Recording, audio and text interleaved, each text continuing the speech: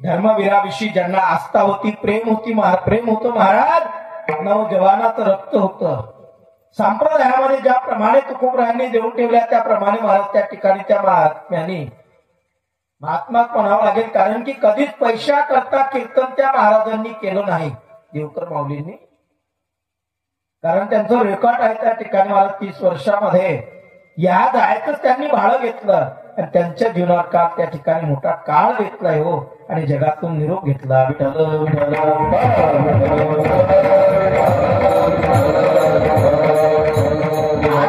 धर्माविषयी आस्था तळमळ होती, धर्माविषयी आस्था होती, तळमळ होती महाराज. प्रचार करणारे होते धर्माचं त्या ठिकाणी. हिंदुत्वाविषयी त्या ठिकाणी थोडा लढीवाळ होता त्यांना जीवनामध्ये. देवाला अशीच माणसं आवडतात महाराज, नाही का. जो आवडे सर्वांना तोची आवडे देवाला महाराज. महाराजांचं नाव काढलं की धर्मवीर म्हणून त्या ठिकाणी लोक जमा व्हायचे, एकत्रित व्हायचे महाराज. वयाच्या मानानं पाहिलं तर फार त्यांनी खूप नाव कमावलं थोड्याच दिवसामध्ये. काही वय जास्त नाही, 30 वर्षाचं वय होतं महाराज. लग्न झालेलं नव्हतं महाराजांचं, लग्न पुढच्या महिन्यात ठरलेलं होतं महाराज. विचार करा, असा काळ भेटला जीवनावरती आणि जगाला सोडून गेले त्या ठिकाणी. धर्माविषयी त्या ठिकाणी, आपल्या ग्रंथाविषयी, आपल्या संताविषयी आदर लढीवार असला पाहिजे महाराज. खरोखर कीर्ती जगात त्या ठिकाणी महाराज. आणि जगामध्ये कीर्तीसारखं काहीतरी करा, तेच संत मंडळींनी जीवनामध्ये केलं म्हणून आज आपण त्यांचं नाव घेतो महाराज. आज नाव घेतो. आज अजून एक आनंदाची बातमी आहे, कालच्याच दिवशी त्या ठिकाणी झालेलं आहे. आपल्या महाराष्ट्राला पुन्हा जगद्गुरु पद मिळालं. पहिल्यांदा जनार्दन स्वामींना मिळालेलं होतं जगद्गुरु पद. भारताचे संत म्हणून जगद्गुरु पहिली पदवी त्या ठिकाणी जी मिळाली आहे भारत संत या ठिकाणी महाराष्ट्रामध्ये, आपल्या महाराष्ट्रामध्ये, भारतात नाही महाराष्ट्रामध्ये पहिले त्या ठिकाणी जे जगद्गुरु त्या ठिकाणी पदवी मिळाली. म्हणजे वारकरी संप्रदायातून, संत संप्रदाय परंपरेने, शंकराचार्याची परंपरेने नाही बरं का, संत परंपरेतून त्या ठिकाणी जसे जगद्गुरु तुकोबाराय झाले तसे त्या ठिकाणी जनार्दन स्वामी झाले. आणि जनार्दन स्वामीच्या नंतर त्या ठिकाणी शांतिगिरी महाराजांना मिळाली.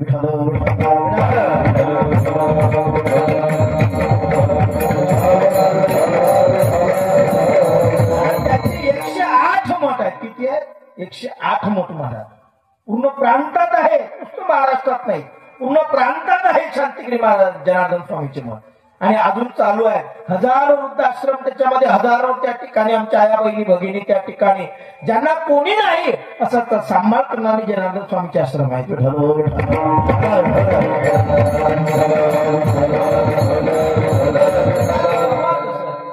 म्हणून आज नाव आहे त्यांचं महाराज. शांतीराम म्हणून आत्महत्यांनी जीवनामध्ये नाथ संप्रदायातून त्या ठिकाणी वारकरी संप्रदायाकडे आल्यानंतर महाराज जेव्हा काशीला गेले आणि काशीला गेल्यानंतर त्या ठिकाणी जे काशी महात्मे त्यांनी पाहिलं, तिथं स्नान केलं. पण एकटे नाही, परिवार तर घेतला, पण आपल्यासोबत 4 लोकांचीही तीर्थयात्रा व्हावी म्हणून वारकरी घेतले. कोण घेतले? वारकरी घेतले महाराज. टाळकरी वारकरी आहेत, वारकरी आहेत, पताका आहेत, ध्वज आहे आणि निघालेले होते. आता प्रमाण म्हणण्याकरता वेळ नाही. गुळगुळा वाजती टाळ, गुळगुळा वाजती टाळ, जनजना नादी रसाळ, जनजना नादी रसाळ. उदो झाला पाहली वेळ, उठा वाची वदा गोपाळला, कैसा वासुदेव बोलतो बोल. अशी सर्वत्र टाळकरी मंडळी ती घेऊन महाराज काशी यात्रा केली. तिथून गंगाजल घेऊन रामेश्वराची यात्रा केल्याशिवाय काशीचं दर्शन पूर्ण होत नाही म्हणून हा महिमा होता महाराज. आणि तिथून महाराज रामेश्वरला निघाले. आपल्यासारखं गाडीनं नाही, ट्रेननं नाही, विमानानं नाही, बरं का, पायी निघाले. आणि पायी विचार करा किती, आता कुठं पैठण, कुठं काशी ते रामेश्वर. विचार करा. दरपोच मुक्कामगत वारकरी मंडळी निघाली. आणि निघाल्यानंतर महाराज त्या ठिकाणी रामेश्वर फक्त 2 किलोमीटरवर राहिलं. उष्णकाळ तापत होता आणि त्या ठिकाणी महाराज वरून ऊन आहे, खालून वाळू तापत होती, भूमी तापत आहे, पाय पोळत होते. पण मुखामध्ये प्रभूचं भजन चालू होतं. आणि ते भजन एवढं अंतःकरणापासून होतं. शेवटी महाराज रामेश्वर भगवंताला सिंहासन सोडावं लागलं. पण भक्ताची परीक्षा आहे. आता जावं तर एकदम कसं जावं, पण भक्ताचाही त्या ठिकाणी अधिकार करला पाहिजे, देवाचा अधिकार राहिला पाहिजे. पण त्याकरता रामेश्वर भगवंताने रूप घेतलं. कोणाचं? गाढवाचं रूप घेतलं महाराज. गाढवाच्या रूपात कोण आलं? देवादिदेव महादेव आले. 2 किलोमीटर पासून महाराज समोर आले. कोणाच्या समोर आले? वारकरी त्या ठिकाणी ते आले माझ्या करता. श्री संताच्या माथा चरणावरी साष्टांग करी दंडवत. वारकऱ्याला पाहता बरोबर त्या ठिकाणी गाढव लोळायला लागलं. आणि काही लोकांनी पाहिलं हे गाढव कोण लोळतं. कोण म्हणलं? काही वारकरी ज्यांच्या मनात भाव नव्हता ना त्यांना गाढव दिसलं. कुणाला भाव नाही त्यांना गाढव दिसलंय. गाढव लोळत आहे. आणि तेच त्या ठिकाणी शांतीब्रह्मनाथ महाराजांना जेव्हा त्या गाढवांनी पाहिलं तर लगेच तोंडातून फेस वगैरे बाहेर यायला लागला. तेव्हा भगवान सदाशिव रामेश्वर विचार करू लागले, हे लोक एवढे अनवाणी पायानी चालत येत आहेत, मी तर थोडस फक्त लोळत आहे तर माझं अंग भाजून निघत आहे, काय करावं? तर या साधूच्या चरणाची धूळ मला जर लागली तर माझं जीवन परिपूर्ण होईल.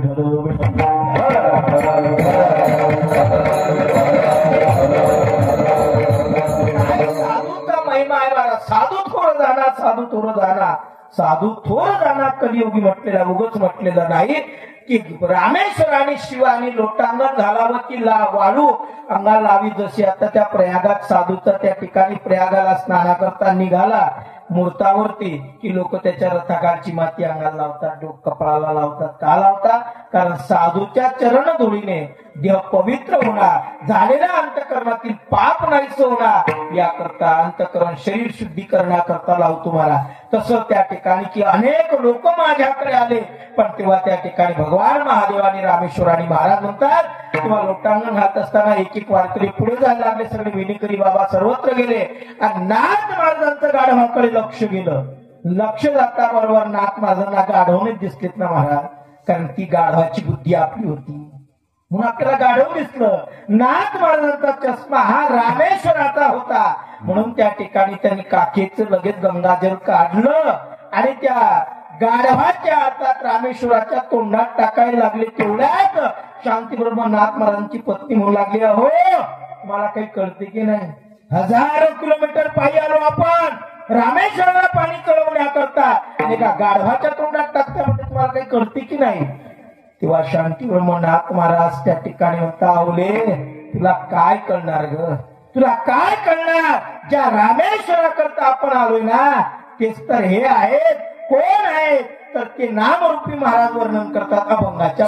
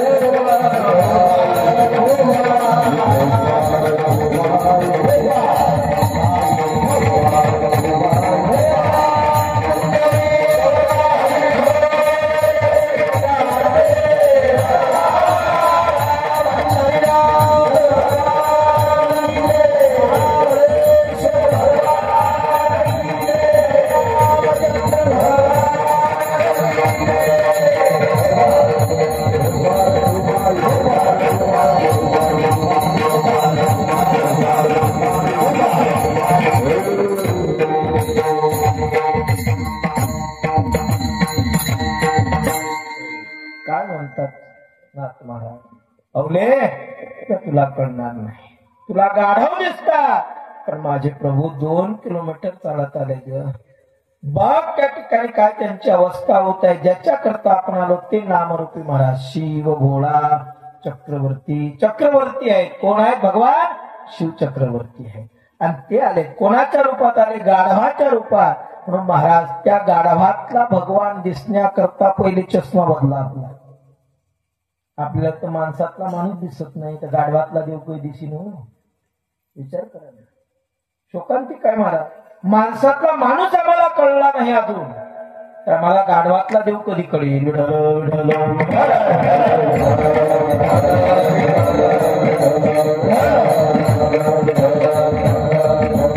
माणसातला माणूस करू द्या, बापातला बाप करू द्या, माहितली माय करू द्या माय बापांना, तर खरा तुम्ही परमार्थ केलाय तर त्या ठिकाणी सार्थक होईल.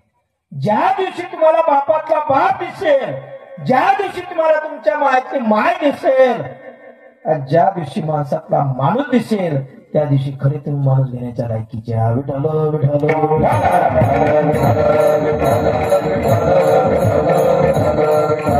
हेच आम्हाला आमचं त्या ठिकाणी धर्मशास्त्र ज्ञान शिकवते. हो, याकरताच कथा कीर्तन आहे, याच करताय. माणसातला माणूस ओळखता आला पाहिजे, बापातला बाप ओळखता आला पाहिजे, मायतली माय ओळखता आली पाहिजे, तर खरा परमार्थ केल्याचं सार्थक होईल. ज्याला बापाविषयी आदर आहे, ज्याला आईविषयी आदर आहे, त्याच्यासारखा पुण्यवान जगात कोणी नाही. त्याच्यासारखा पुण्यवान जगात कोणी नाही. जो बापाची सेवा करतो, जो माईची सेवा करतो महाराज, त्याला जगात काहीच कमी नाही.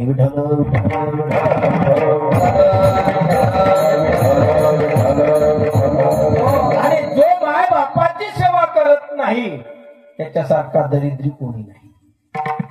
मग किती श्रीमंत असू द्या, तो सुखी नाही जगात. कोट्यावधी त्याच्याकडे संपत्ती असू द्या, पण जो माय बापाची सेवा करत नाही, त्याच्याकडे कितीही असू द्या धन महाराज, तो सुखीच नाही जगात. त्याला कधीच निवांत झोप लागणार नाही.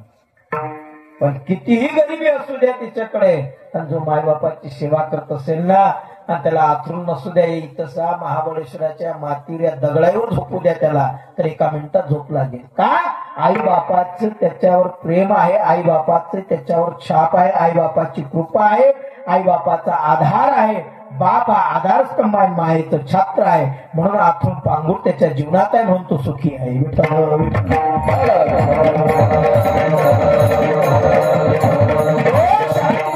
महाराजांनी आमच्यात ते शिकवलंय महाराज. त्या भंगातून जो आदर्श घ्यायचा आहे नाम रूपाने, तर ते शिकवलंय की माय बाप सकळ तीर्थाचे धुरे. माता पितर ज्या ठिकाणी म्हटलेलं आहे, हे सकळ तीर्थाचे धुरे आहेत. त्यांच्या चरणाजवळ सगळं आहे. शिव त्यांच्या जवळ आहे, देवादिदेव महादेव त्यांच्याजवळ आहे, ब्रह्म त्यांच्या जवळ आहे, त्यांच्याजवळच विष्णू आहे.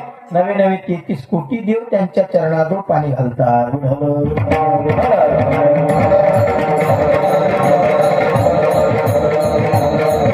ज्या दिवशी तुमच्या जीवनामध्ये भावना निर्माण होईल, त्या दिवशी तुम्हाला देव कळेल.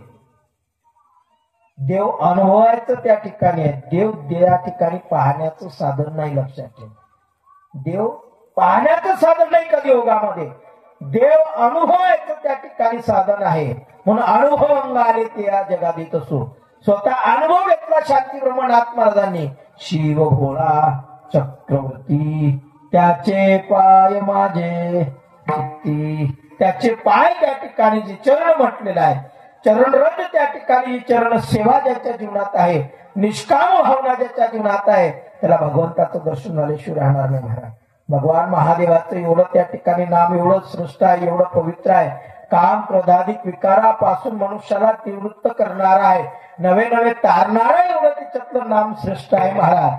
की या जगामध्ये या प्रत्येक जीवाची व्याधी दूर करण्याकरता भगवान महादेवानी महाराज महामृत्युंजय मंत्र त्या डमरूद्वारे त्या ठिकाणी प्रगट केला. विचार करा, भगवान महादेवाची किती आपल्याला कृपा आहे, किती कृपा आहे. की कलियुगामध्ये भवरोगाच्या व्याधीने मनुष्य त्रस्त होईल, पण त्याने जर महामृत्युंजय मंत्र जर जपला, त्याने जर त्याचं चिंतन जर केलं, तर निश्चितच त्याच्या भवरोगाच्या व्याधी त्याचं निरसन दूर होईल आणि तो जीवनात सुखी झाल्याशिवाय राहणार नाही, त्याला अपघाती मरण कधी येणार नाही. एवढं त्या महामृत्युंजय मंत्रामध्ये ताकद आहे, एवढी शक्ती आहे महाराज. आणि तुम्ही तर त्याच्या चरणाजवळ बसलेला आहात, त्याच्या चरणाजवळ बसलेला आहात आणि त्याच्या चरणाजवळ बसून रामाचं चिंतन तुम्ही करत आहात, त्याचं कीर्तन ऐकत आहात, श्रवण करत आहात, मनन करत आहात, तर देवादिदेव महादेव का तुमच्यावर महाबळेश्वर कृपा करणार नाही?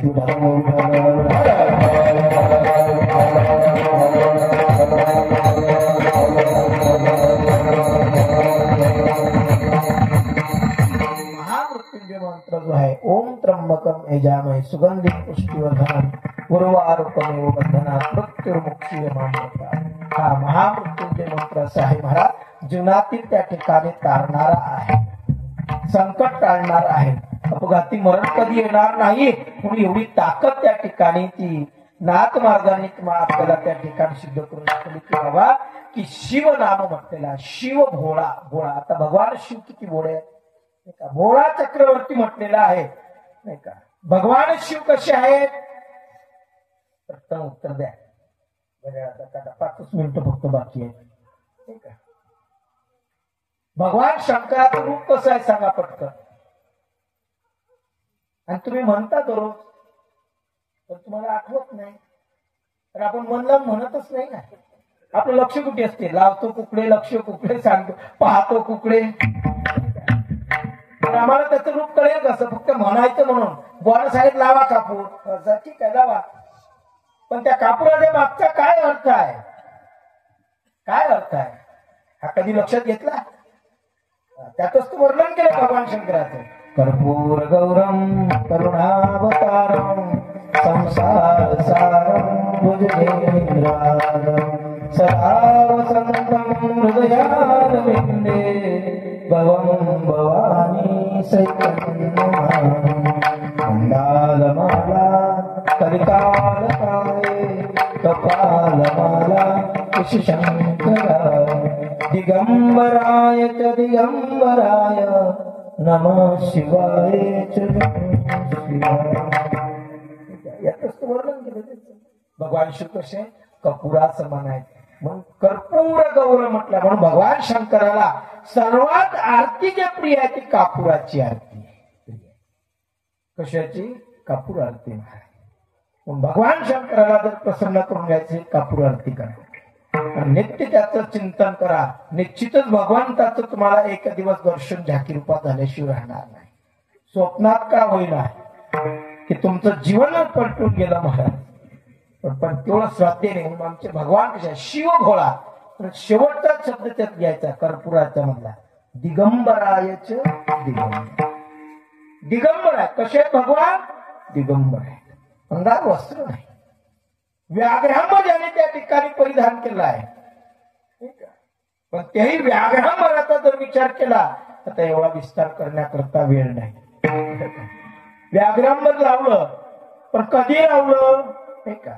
अगोदर तर दिगंबरच आहे. दिगंबर का झाले? सतीचा वियोग झाला पण दिगंबर झाले. सतीच्या देहाची दररोज त्या ठिकाणी चिता अंगाला लावावी, चिता भस्म नाही का.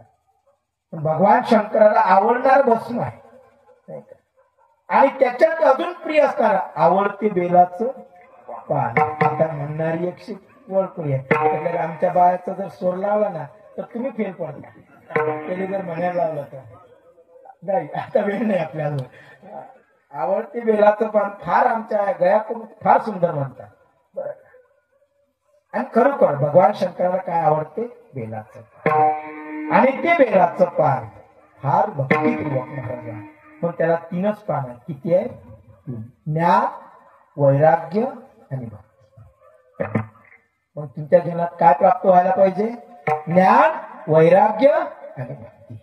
ज्ञान, वैराग्य, भक्ती प्राधान्य करायचे असेल तर निश्चितच महाबळेश्वराला येऊन एक बेलपत्री वाहत जा.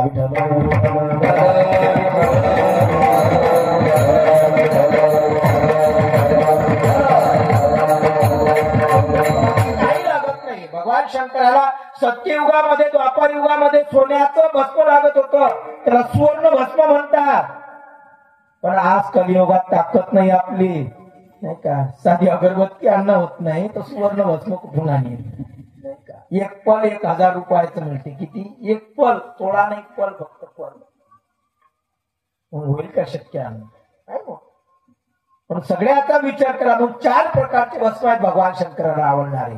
सत्ययुगात द्वापार युगातील त्या ठिकाणी तेव्हा त्यांच्याकडे संपत्ती होती म्हणून सुवर्ण भस्म.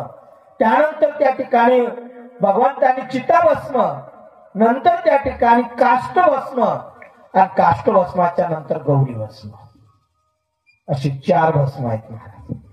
ते कशी कशी तयार करायचे, काय करायचे, एवढा वेळ नाही. शिव भोळा चक्रवर्ती, आमचे भगवान शिव भोळे आहेत, चक्रवर्ती आहे. शिव भोळा म्हटल्या, सर्वत्र दिगंबर आहे, अंगाला भस्म लावलाय, रुंडमाळा गळ्यात घातलेल्या आहेत आणि ढवळ्या नंदीवर विराजमान आहे, गिरिजेस विराजमान असे असणारे महाराज.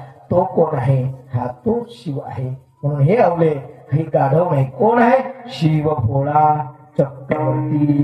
त्याचे पाय माझे चित्ती, वाचेवता शिवनाम ध्यान वादी क्रोधकाम. वाचेने जर त्याचं स्मरण केलं तर काम क्रोधाधिक विकारावरती आपण मात प्राप्त करू शकतो.